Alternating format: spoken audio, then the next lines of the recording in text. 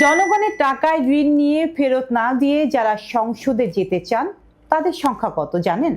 ৪৫ জন। আর সবচেয়ে চমকপ্রদ তথ্য হলো এই তালিকায় রয়েছে বিএনপি, জামায়াত ইসলামী এবং ইসলামী আন্দোলন সহ বিভিন্ন দলের মনোনীত প্রার্থীরা। আইন থাকার পরও কিভাবে তারা নির্বাচনে টিকে যাচ্ছেন? আর নির্বাচন কমিশনের ভূমিকা আসলে কি? প্রতিটি নির্বাচনের আগেই ঋণ খেলাপি যাচাইয়ের মহড়া চলে।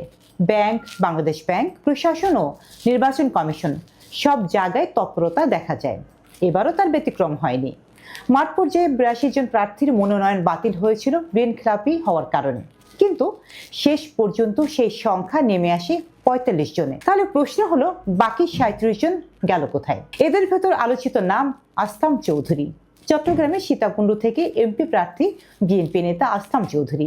তার বিরুদ্ধে অভিযোগ, ব্যাংকে গচ্ছিত রাখা জনগণের আমানতের ১,৭০০ কোটি টাকা ঋণ, যা বারবার প্রতিশ্রুতি দিয়েও পরিশোধ করা হয়নি। তবু নির্বাচন কমিশনের কাছ থেকে বৈধতা পেয়েছেন তিনি। নির্বাচন কমিশনার আব্দুর রহমান মাসুদের বক্তব্য, কমিশনের কাছে প্রমাণ থাকার পরও মনোনয়নপত্র বৈধ করলাম, ব্যাংকে টাকাটা দিয়ে দিয়েন।